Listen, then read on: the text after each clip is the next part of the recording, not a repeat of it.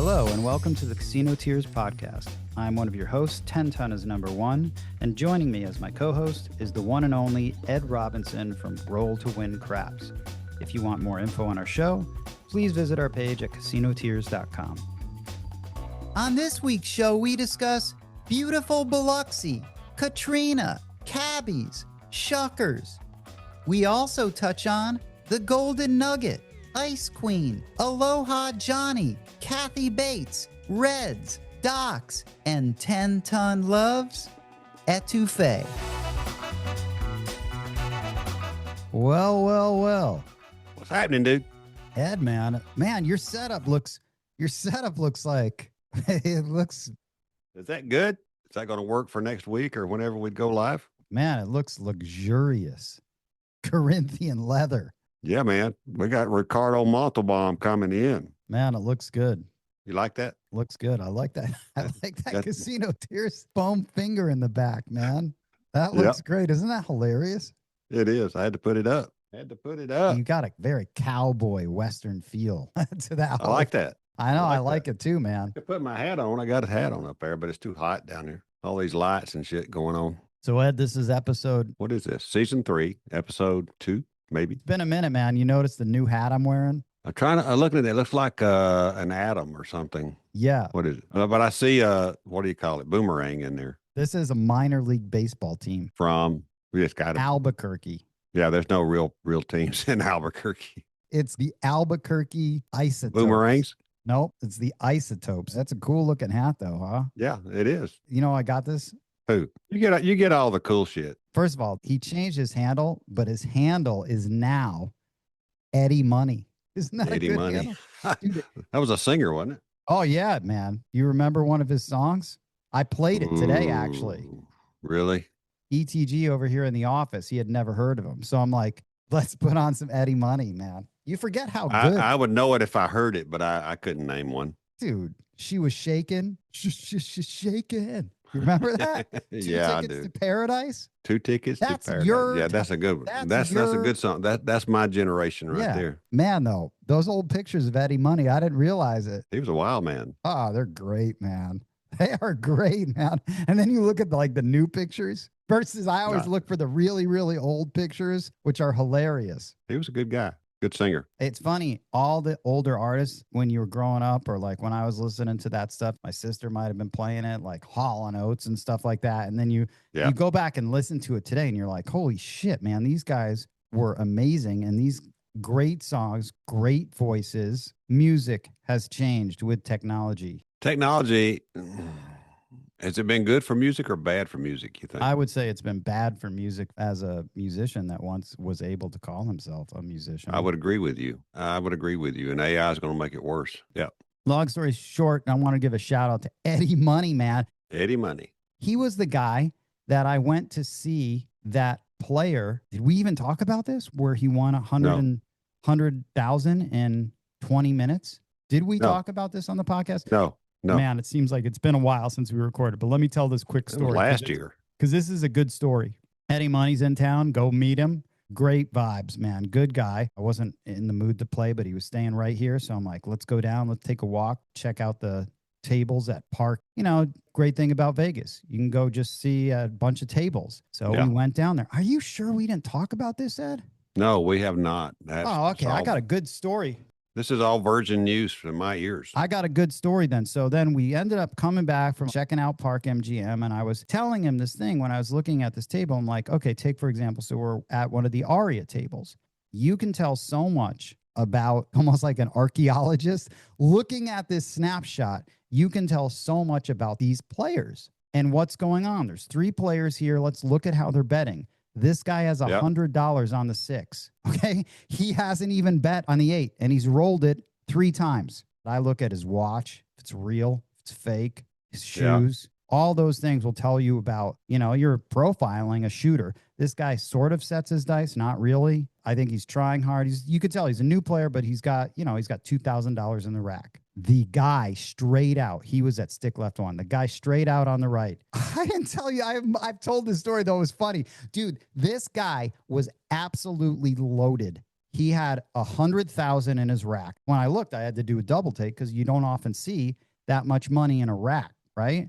I'm like, 100,000. And the thing that stuck out, being a Viking fan, is that he was wearing the weirdest shirt. He had the weirdest body, dude. He was like, okay, it was one of those tight. First of all, it was a fucking Green Bay Packers shirt, but it was like a half zip up. Started in the middle of your chest and zipped up, but it was almost like satin, right? Like shiny and thin.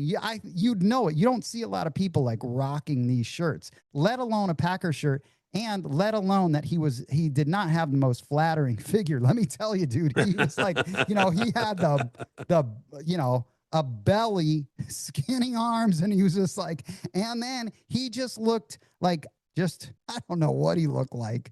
He didn't look like, if I made first impressions, he didn't look like he was, the brightest bulb, and the lighting the world on fire with his intellect. But he must have been, because he had 100,000. Whatever this guy did, he had a lot of money in his rack, despite how he looks. My first impressions are obviously, my stereotyping is wrong in some way. And then there's another guy that I've seen play. He was at Stick Right One.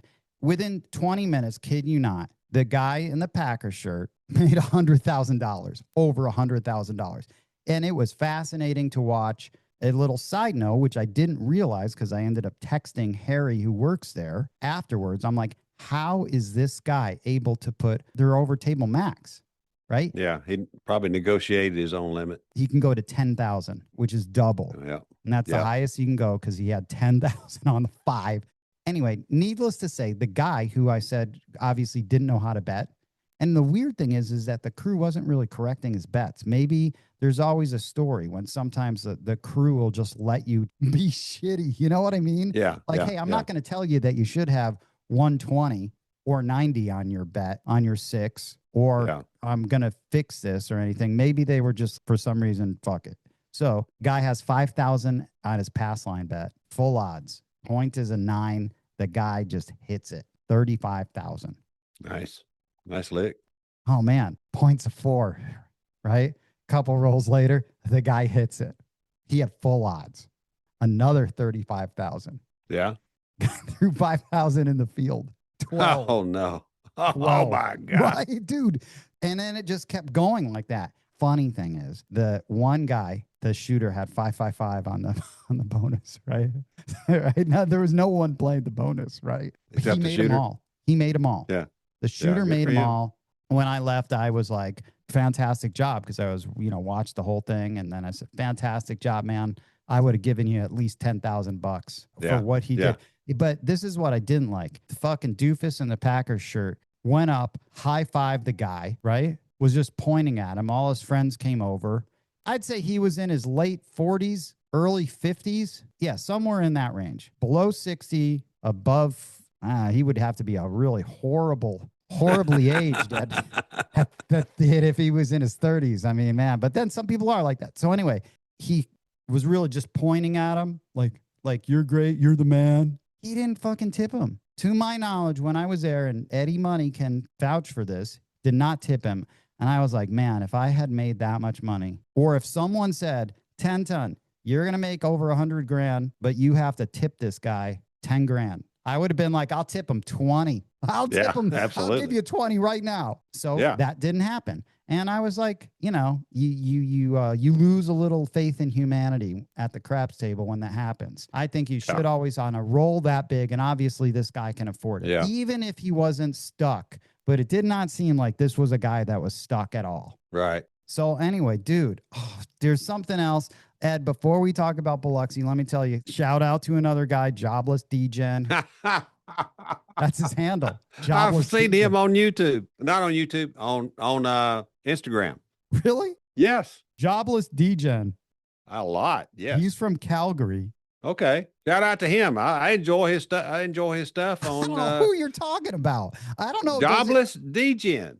Yeah, I don't know. Does he have a page? He's on Instagram all the time, dude. He is? Yeah, I see him all the time. He's a guy from Calgary. I don't know where he's from. Okay, Calgary. Does he post? All the time. I don't know if you have the right guy. That's his handle, Jobless DGen. I guarantee it's the same guy.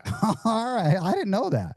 Anyway, he was there, met him tonight. Check this out. First time I've done this. Called up Palms. Yeah. Thanks for Bump John to remind me. He's like, yeah, see if you can get these tables because we're going with moonshine. Get table 304, 302. I reserved 3 spots. I said, we'll be there around 10. Nice. And he's like, no problem. You got it. So we'll have 3 spots reserved. And that's basically a standing offer because Bo, last weekend, Bo told me about that. Bo and I met up with the table games manager, the swing shift manager, and my host over at Palms. We had the nicest dinner, big seafood tower. Yeah. Bo had a great time. Yeah. Bo was like, I see the biggest seafood thing I've ever seen. This big old thing in the middle of the table. Yeah. It was nice. We had dinner there and they're just like so pro craps as far as bringing people in, and hopefully they'll give people that are in our class in March, I'm giving them all my host's number out. So hopefully they can work out Get something. them a room or something. Yeah. Good.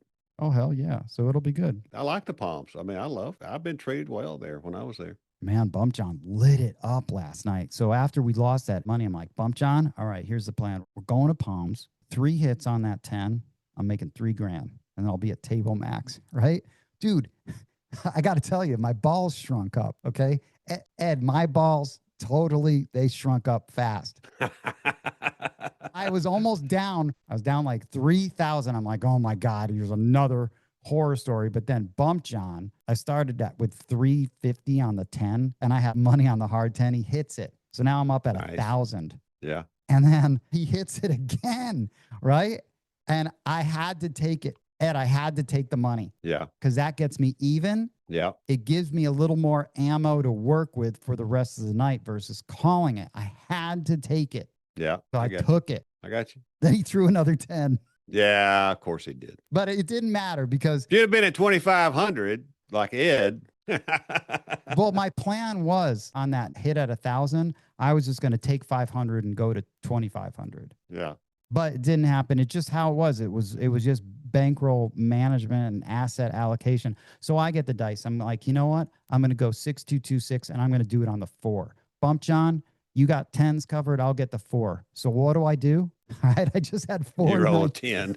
So I roll a 10, dude, Ed. Then I roll another 10, and then I roll another 10. And I'm just looking at Bump John, and he's just laughing. And so it's funny how that happened. I rolled 3 easy 10s. And it was just like, oh, man. But anyway, ended up leaving up 3.8. Cannot complain. It was fantastic. $3,800 is $3,800. That was our evening. And by the way, I got to tell everyone, man, going out with moonshine and Bump John the last couple days. Shout out Matt Hatter. He showed up. Okay. It was some of the most enjoyable sessions I've ever had because there was this really old guy. He has that table at Paris reserved, has the seat reserved. Cash into that casino a year is probably massive. Yeah. So he's got that side reserved. It was just the 3 of us. I was stick right 1, Moonshine stick right 2, and then Bump John was just tracking. Occasionally he shot from straight out. But it was so nice going out with those 2 because they take the game, they take it so seriously. Yes, absolutely. And we're talking about, okay, what are our dice doing? We're going to go to this. Okay, you're single pitching, you're this. That first night, my landing zone, I'm like, dude, that landing zone for me is right on that fire bet that says 13. And I had a 23 roller, 28 roller, and then my third was a 15 roller. It was down to the point where I was like, if I throw it past that, I'm going to hit horns, and you can make make these adjustments. Just a really good night, really good session. I enjoyed the mental game of talking to these guys about what was happening. Yeah. It's really interesting. It was cool playing with these guys, and we're going to try doing it again tonight. Very cool. Very cool. So that's that. Let's talk about Biloxi, the class, the event, and everything that went on with that weekend. Hey, everyone, this is 10 Ton. And don't you hate it when we end the show like that? Right when you're getting into it, you're invested in the convo, and then bam, out of nowhere, we just leave you hanging. If you're on our Patreon page, though, you get the full episode along with some show notes. Hope to see you there. And of course, new episodes drop weekly every Tuesday. Let me repeat that. New episodes drop weekly every Tuesday. We hope you enjoyed this podcast and will tell all of your fellow craps playing friends about it. Please follow Casino Tears on Apple Podcast, Spotify, or your favorite podcast app. If you like the show, please rate it 5 stars and leave a review. The best and most fun way to contact us would be to call and leave a message on our official Casino Tears vent line, 229-NO7. You can also email us at no7@casinotears.com. And lastly, to help support this podcast, you can visit our Patreon at patreon.com/casinotears. On behalf of Roll to Win Craps from Alabama and 10 Ton is number one from Las Vegas, thanks for listening.